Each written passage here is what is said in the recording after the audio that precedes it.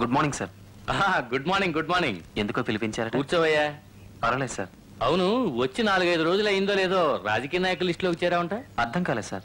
అర్థం కాకపోవడానికి ఏముంది? నీటిలో ఉన్న డెడ్ బాడీ బయటకు వస్తే కేసు, కానీ నీటిలో ఉన్న చేపలు కూడా మనకెందుకయ్యా? చంపింది నీటిలో చేపలు కాదు సార్, నేల మీద మనుషులు. మనం పోలీసులుగా పుట్టలేదయ్యా, పుట్టినాక పోలీసులు అయ్యాం. బ్రతుకుతారు కూడా ముఖ్యం. అనవసరంగా అన్ని విషయాలను తలదోచుకో. సార్, మీలాంటి పెద్ద ఆఫీసర్ అలా అనకూడదు సార్. ఏమిటి పెద్ద ఆఫీసరు? మనం ఎంత ఐపీఎస్ ఐఏఎస్లు చదివి ఉద్యోగాలకు వచ్చినా, ఓటుతో గెలిచిన రాజకీయ నాయకుడు 5వ తరగతి చదవకపోయినా అతని ముందు మనం చేతులు కట్టుకుని నిలబడాలి. అతను ఏదంటే అది అవుతుంది, ఏది కాదంటే ఏది కాదు. ప్రజలు మనకు కూడా ఓట్లు వేసి మనకి ఉద్యోగాలు ఇమ్మను, అప్పుడు చూపిస్తాను తడాక. అంతవరకు బీ కేర్. Okay sir. అసలు నా జాతిని ఇక్కడికి ఎందుకు పిలిపించినట్టు? ఎందుకు? అపోజిషన్ లీడర్ వచ్చినట్టున్నాడు. నాకు చిన్న పని ఉంది, నువ్వు వెళ్ళు. ఎందుకు? ఐజీ గారు నన్ను ఎందుకు పిలిపించినట్టు? నేను ప్రతిపక్ష నాయకుడే కాదండి, నా వెనక జాతి ఉంది. ఉన్నారా? ఐజీ గారు ఉన్నారా? నా జాతి అవుతుంది. ఐజీ గారు ఉన్నారా? ఉన్నారు. అలాగే. ఏమిటి నన్ను పిలిపించారు అంటే సీఎం గారు నన్ను అరెస్ట్ చేయమన్నారా? చూడండి, నేను విశాఖపట్నం జైలు తప్ప వెళ్ళను, లేకపోతే నా జాతి తిరగబడను. తర్వాత మీ ఇష్టం. అరవకండి. రాజకీయం అంటే అరవడమేనా? మీ పార్టీని పడగొట్టే కదా ప్రస్తుత సీఎం పదవిలోకి వచ్చింది. రిగింగ్ అండి, 100% రిగింగ్. నా జాతి ఛాతి మీద ఇంకా గాయం మారలేదు. ఊరుకోండి, బాధపడమాకండి. మీరు పని చేస్తే మళ్ళీ మీ పార్టీ పదవిలోకి వస్తుంది. అప్పుడు మీరు ఏడవక్కర్లేదు. బాబు, అదేదో తొందరగా చెప్పి పుణ్యం కట్టుకోండి. పదవి లేకపోతే గిట్టట్లేదు. నా జాతే నన్ను మర్చిపోయేలాగుంది. పైకి వెళ్ళి మాట్లాడుకుందాం. సీఎం కొడుకు అతి భయంకరమైన పనులు చేస్తున్నాడు. ప్రతిదానికి తండ్రిని అడ్డం పెట్టుకుంటున్నాడు. మీ గవర్నమెంట్ ఉండగా మా డిపార్ట్మెంట్కి ఎంత విలుగుండేది? అందుకని మీరు ఈ విషయాన్ని అసెంబ్లీలో లేవనెత్తి ప్రెస్కి ఇన్ఫార్మ్ చేసి ఒక చిన్న ఉద్యమం నడిపారనుకోండి, ఆ పైన సీఎం మీద రాజకీయ ఒత్తిడి వస్తుంది, పైనుంచి ఎంక్వైరీ కూడా వస్తుంది. అప్పుడు నేను రంగంలోకి దిగుతాను. ఈ కాకి బట్టల సత్తా ఏమిటో వాళ్ళకప్పుడు తెలుస్తుంది. మీరు సీఎం అయ్యాక నన్ను మర్చిపోకండి ఉస్మా. ఇక చూసుకోండి, వచ్చే అసెంబ్లీ సెషన్ అంతా ఈ ప్రాబ్లం తోనే మైకులు విరిచేస్తాను. నా జాతికి పిలుపునిస్తాను. కదులుతుంది నా జాతి. జాతి జాతి ఏ పేపర్లో చూసినా ఇదే రభస.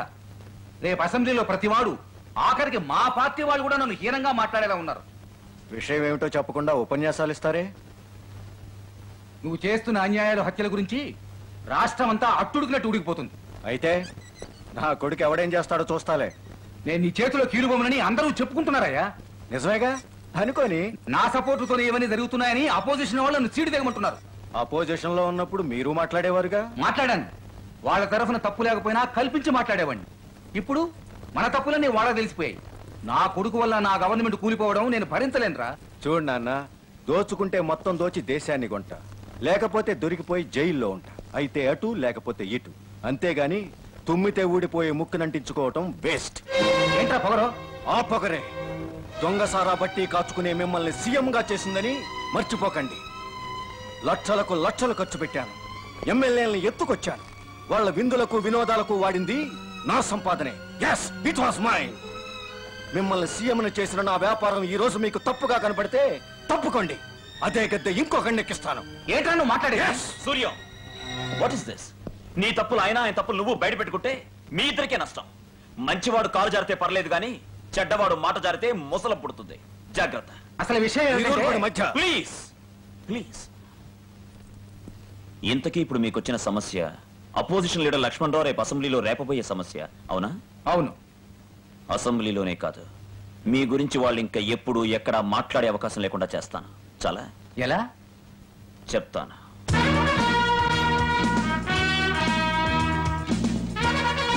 ప్రతిపక్షం వాళ్ళ లేబర్ యూనియన్ యూనిఫామ్ రంగు ఏమిటి? కాకిదా పొడవారా? కాకి చట్టుదా తడుగులు చేస్తారా? రాజ్ సార్, ఇక్కడికి పార్టీ వర్కర్స్ తీసుకొచ్చి వాళ్ళందరికీ కాకి యూనిఫామ్ వేసి రాత్రికి రాత్రి రూలింగ్ పార్టీ ఆఫీస్ తగలబెట్టించండి. CM officer? అవును. సీఎం గారి పార్టీ వర్కర్స్ లో నమ్మకస్తులను చూసుకోండి. న్యూస్కు దొరికే యాసిడ్ బాటిల్స్, కత్తులు, కర్రలు అన్ని ఉపయోగించి కార్యకర్తల్ని కనబడే దెబ్బలు కొట్టి వదిలేయమనండి. ఎవరిని చంపద్దు. ఈ దెబ్బతో సీఎం మీద సానుభూతి పెరుగుతుంది. ప్రతిపక్షాలు ప్రజల నోట్లో పడతాయి, వాళ్ళ నోళ్లు మూతల పడతాయి.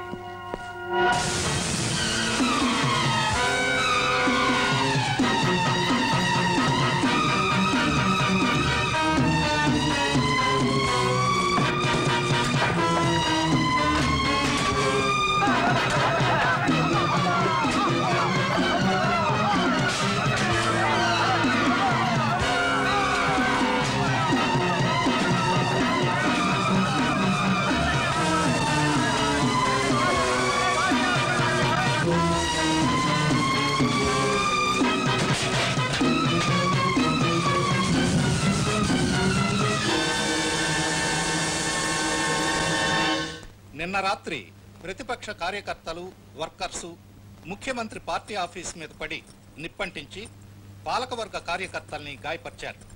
ఇద్దరి పరిస్థితి విషమంగా ఉంది.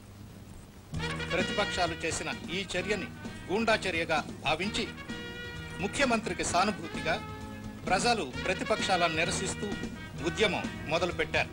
ముఖ్యమంత్రి ముఖ్యమంత్రి ముఖ్యమంత్రి గూండాయిజానికి దిగిన ప్రతిపక్షాల దౌర్జన్యం గూండాయిజానికి దిగిన ప్రతిపక్షాల దౌర్జన్యం గూండాయిజానికి దిగిన ప్రతిపక్షాల దౌర్జన్యం ముఖ్యమంత్రి ముఖ్యమంత్రి ప్రతిపక్షాల దౌర్జన్యం ప్రతిపక్షాల దౌర్జన్యం లాగండి బయటికి ప్రతిపక్ష నాయకుడు లక్ష్మణరావు ప్రతిపక్ష నాయకుడు లక్ష్మణరావు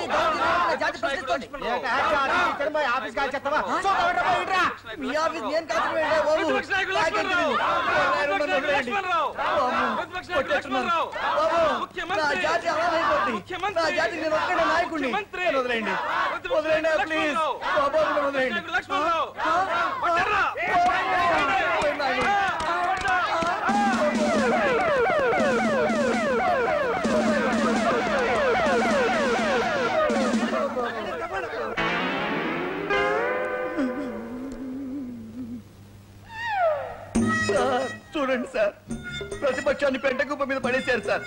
నన్ను కాదు సార్, నా జాతిని పడేశాడు సార్. ప్రతిపక్షాలంటే ప్రజల క్షేమం కోసం ప్రభుత్వంతో వాదించడానికి కానీ ఇలా గూండాల కింద మారడానికి కాదయ్యా. ఇంకోసారి ఇలా జరిగిందనుకో మీ పిలుపు ఏ జాతి వెందు.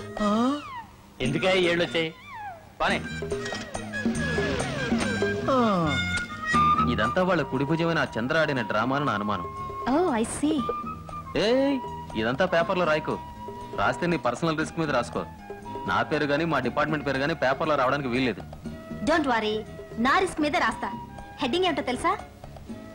Under world king Chandra helps chief minister to overcome the political crisis. Chandra A CM రాజకీయ రణరంగ రథసారథి. శేఖర్, నేను చంద్రాన్ని ఇప్పటి వరకు చూడలేదు. అతన్ని కలుసుకునే దారి చెప్పు ప్లీజ్. ఎక్కడుంటాడో ఎప్పుడుంటాడో అతని వర్కౌట్ మా డిపార్ట్మెంట్కే అర్థం అవట్లేదు. నీ వల్ల ఏమవుతుంది?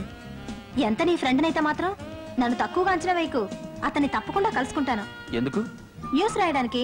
అంతగానో న్యూస్ లేదా? వాడి గురించి రాయడం ఏంటి? Third grade criminal. లేకపోతే ఉల్లిపాయల ధర పెరిగింది, ఊరవతల బ్రిడ్జ్ ఓపెనింగ్ అని రాస్తే పేపర్ ఎవరు కొంటారు? చంద్రం లాంటి వాళ్ళే ఈ రోజులో హాట్ న్యూస్.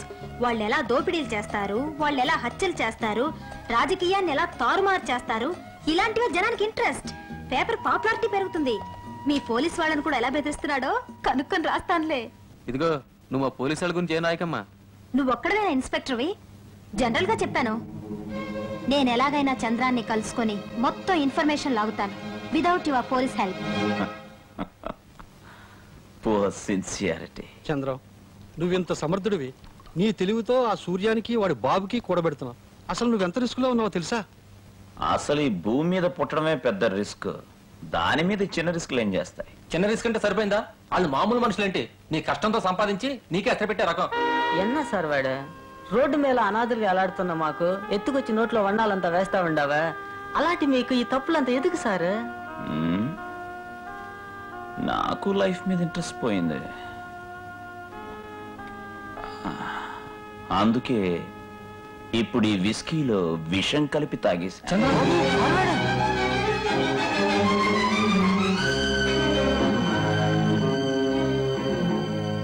జోక్.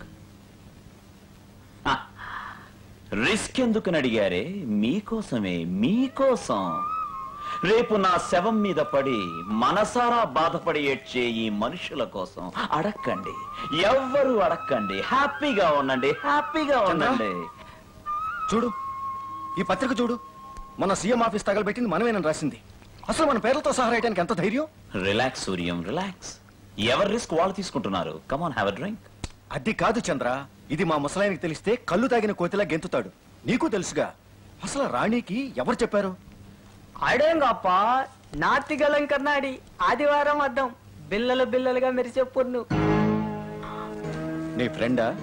నువ్వేనా దానికి న్యూస్ అందించింది? నాయిలే ప్రమాణాలతో చేస్తామా? ఏందప్ప సార్ వాడు జబ్బులంతలు అవుతాడా?